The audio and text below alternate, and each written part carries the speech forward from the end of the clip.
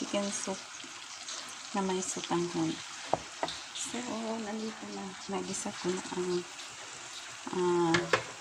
na ang luya, bawang sibuyas, basil, at saka itong tanglad, pampabango. So, ilagay na natin ang manok. Ayan, nahigasan ko na yung chicken. Ayan guys, ilagay na lang natin. So, kumain ko na lang. Para hindi masama yung tubig.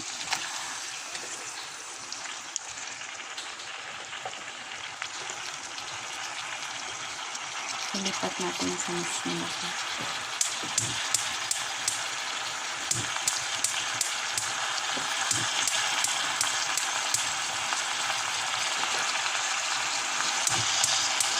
Guys, hindi yung isa guys. Sabi ko na lang. So, nagisa ko na siya yung spices guys. Tapos, ito na lang ang chicken. Tapos, nagdagan na lang natin ng patis. Patis or fish sauce. Patis. So, konti lang. Ang flavor. Tapos, hina talaga ako ito guys. Pinakamahina yun. Lipat ko na lang yan. Tapos, itong black pepper. Ayan. Yung black pepper. Tapos, magic sarap. So guys, magic sarap. Isa lang. Kasi lagyan pa natin ng nor cubes. Tapos, salt. So, may asin pa. Yan. Asin. Gawa pa tayo ng nor cubes.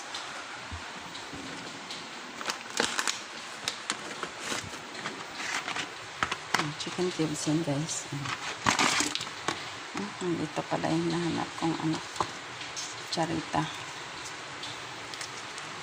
So, kalahati lang kasi meron na tayong magic sarap. Baka umalat naman ang todo. So, isa-isa lang. Tapos, ilipat ko talaga siya sa malaki guys. Hindi natin pwedeng isahin dyan sa mahina. So, ilipat natin siya dito. Yan, napakulaan ko na yung vermicelli noodles. Kailangan kasi yung noodles na yan malambot. Kasi, may kakain elderly na bulol ko. Mahirap sindihan yung stove na to guys kasi mga 10-year-old model na yun. Panahon pa ng kupong-kupong. Mga bura na nga ang sulat dyan.